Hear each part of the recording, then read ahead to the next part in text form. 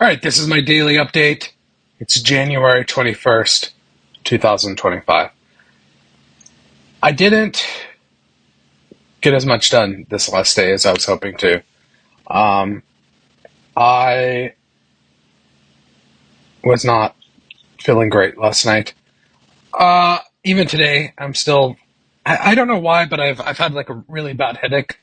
Last night in the evening, I had a really bad headache, and that's not normal for me. I don't usually get a headache. And I just was struggling to concentrate and like be productive. Yeah, I did more work on.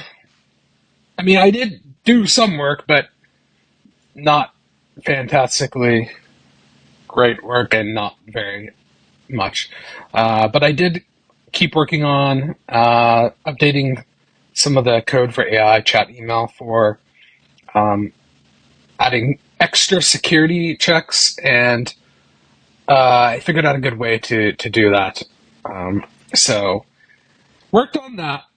One thing I did do was before I got a bad headache, I started to play with the new Deepseek model that dropped. It's been pretty well publicized and talked about a lot the last day or so. If you haven't heard about it, this is a new O1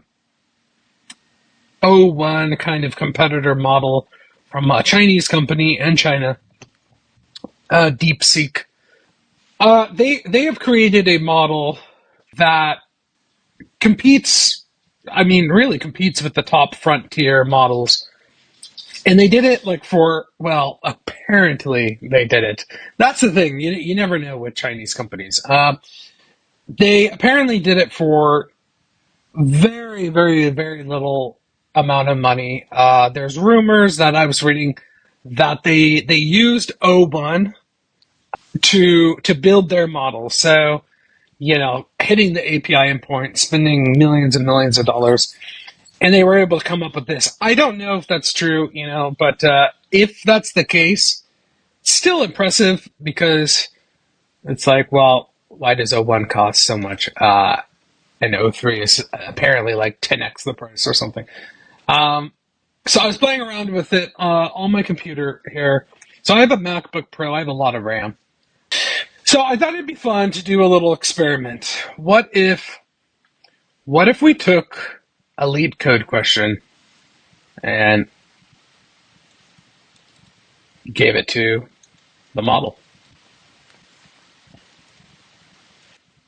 Now, I do suspect that these models are heavily, heavily, heavily trained on lead code questions. So I suspect it'll do very well because it's already seen it. So one cool thing about this is it thinks, and it shows you what it's thinking. It outputs it. You know how if you've used O1, ChatGPT, if there's a little thing you could click and it opens it up, and you can kind of see like how it's thinking through it.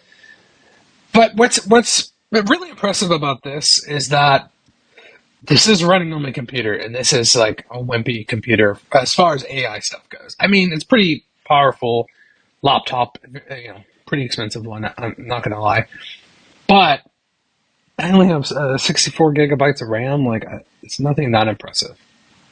And this, by the way, is the 32B. So it's still thinking it through. So this is how the model works. It has not given a response yet. It's streaming, of course, the thinking portion, but it's not actually hasn't spit out the answer at all. It's pretty wild.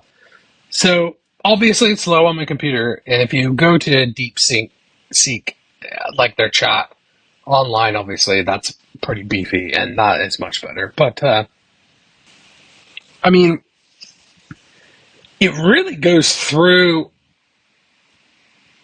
slowly like a human does. But anyway, so the benchmarks, which I take those benchmarks with a big grain of salt, this apparently performs very high as like O1.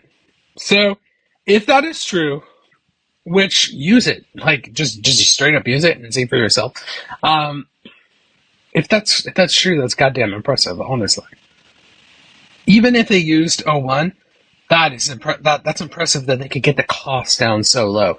So I believe they probably are doing something similar for O1 Mini. O1 Mini is pretty goddamn decent, and this is supposed to be about equivalent of O1 Mini. But why is it so much cheaper to use this? So I don't know. Very interesting. Look how slow it is on my computer. I'll tell you this. Uh, I'm a software engineer who's been paid to do this for 15 years. Well, kind of. I've taken a bunch of years off, so maybe that's not completely true. But okay, I have 10 plus years experience. Let's put it that way for sure.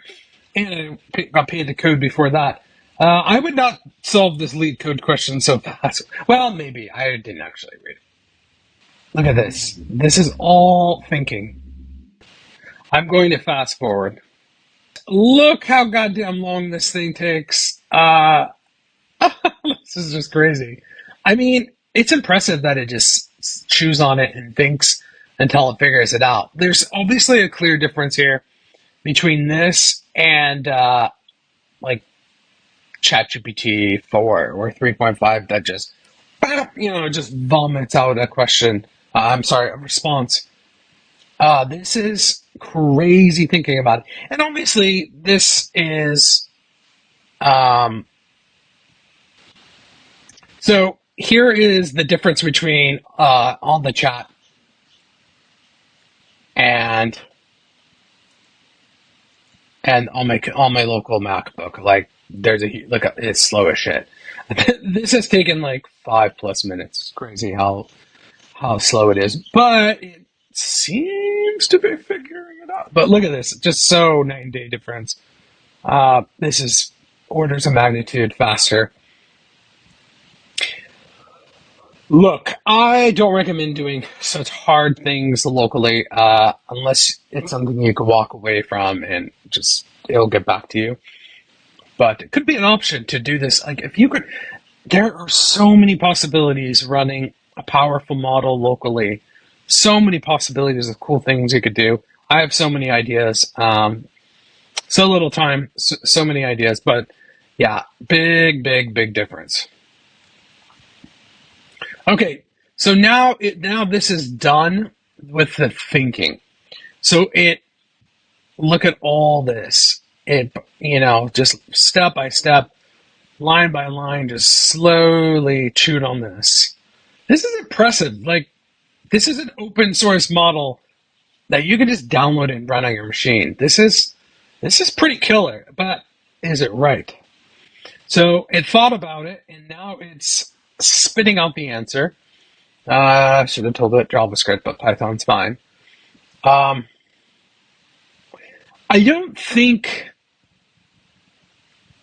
it's like pulling out the solution from it's like knowledge base of like leak code questions. I think it really is chewing through it because it slowly spits us out. I don't know. What do you think? I think it really did like brute force its way to a solution. Let's see. Let's compare it.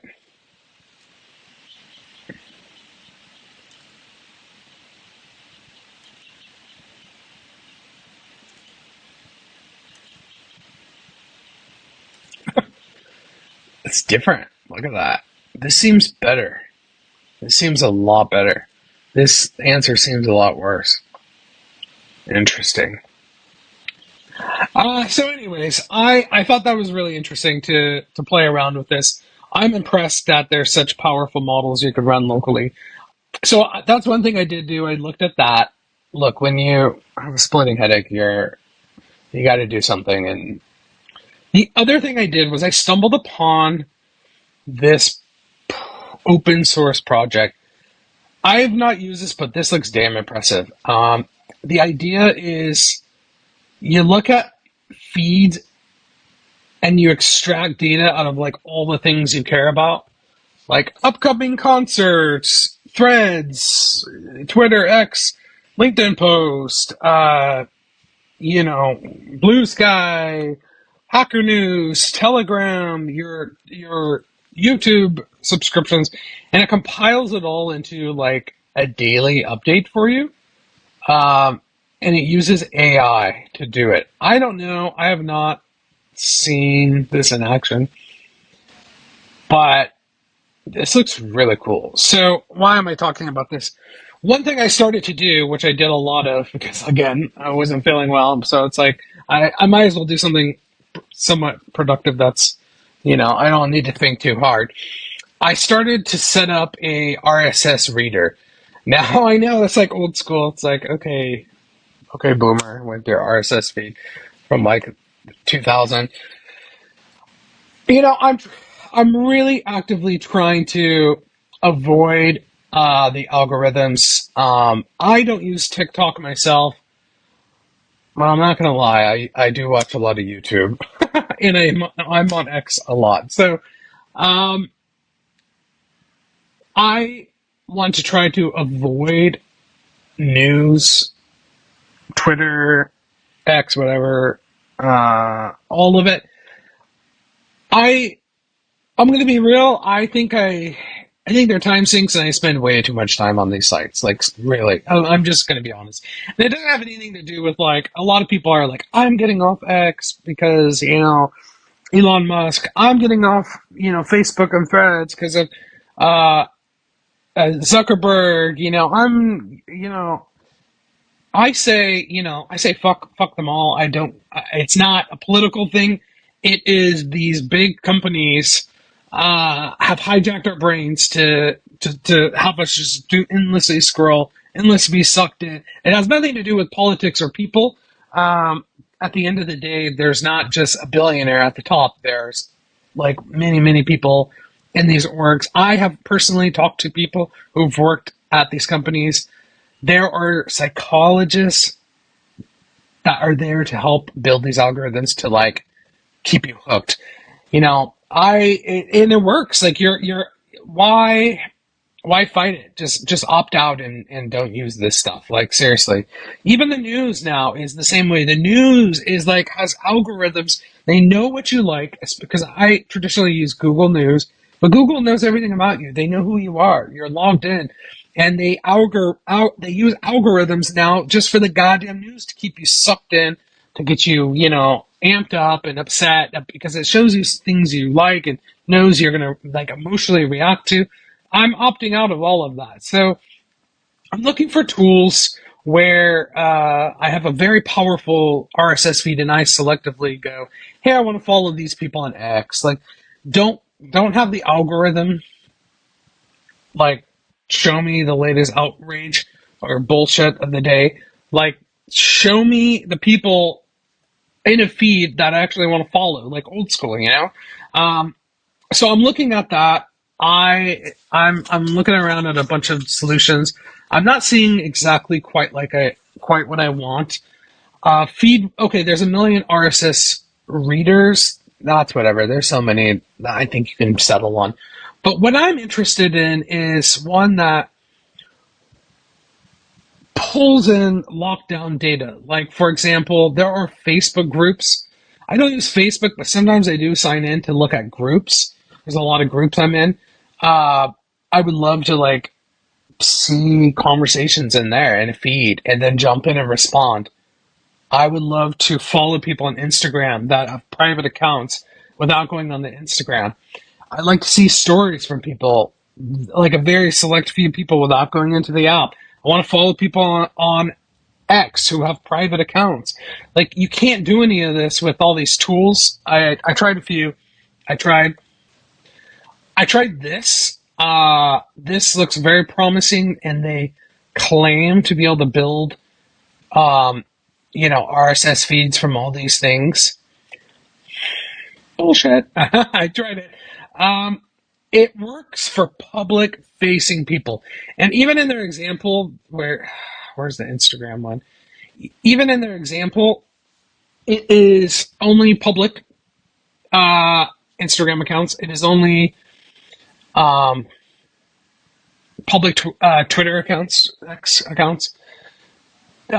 Yeah. So I I think with like the modern LLMs, you can build something that will scrape quietly on in the background with a Chrome extension, with a browser extension, not even Chrome. And I think it's possible to do this. And I kind of want to build a tool. I'm not going to. I have too much on my plate.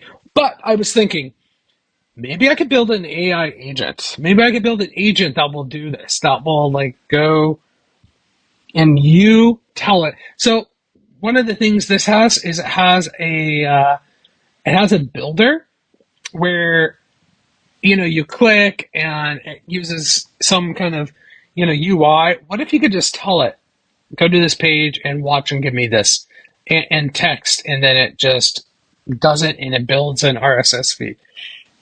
So I don't know. I was thinking about that for an agent. Might be a cool agent. Anyways, I'm gonna get back to work. So I had a lot of personal stuff to take care of today. I didn't get work too deeply today, but I will after this. But real quick for my random story for the day. So I remember when this happened. This was a big deal in tech. Speaking of RSS feeds, um, God, that's a horrible picture. Look at this shit. So useless. Uh, Man, it has to be a picture. So RSS was a big deal back in the 2000s. Yeah, I'm old. Um, and yeah, up to like about this point, RSS was huge. Every website on RSS. RSS is also actually pretty cool. I find a lot of the readers to be overwhelming because it's just like a fire hose. You end up subscribing or to like 100 feeds, and then it's a goddamn fire hose. It's like it's just like endless stuff to go through, and it's like read all the things. I find it a little overwhelming, so you got to be careful. You got to like curate and I don't know. You got to set it up the right way. I wish there was one that used AI that learned what you're interested in and kind of bubbles it up. But then you're back into an algorithm, so is that even worth it? But anyway, so I remember when they killed this, the like nerds, the geeks who you know were like the hardcore 2000 internet users, they lost their shit. People were so mad. People were fuming mad at Google. Um, Yeah, this was around the time that Dig was around. Look at 100,000 signatures. Please bring it back. People were furious with Google. People still talk about this today. People who were mad. It's pretty wild. This was a big deal when this happened. This kicked off. For those of you who don't know, obviously, if you know what I'm talking about, yeah, you're probably nodding your head, going, "Yep, stupid Google." This was really the beginning of the downfall for RSS feeds. Now so many sites don't have RSS. This kicked off that, like, yeah, we're gonna remove that, go to our walled garden. So I want to get out of the walled garden, to be honest with you. And the other reason why I want to stop wasting my time on all these things, I want to ship. I just want to. I need to get a lot done this next few months. I need to just sit, focus, and work deeply, and not be like getting sucked into these algorithms. So a lot of it is just being selfish. I remember iGoogle. Yeah. Anyways, that's all I got for today. I don't know if you like that. If you think it's helpful, me demoing stuff like this, let me know. But anyways, I'll see you tomorrow.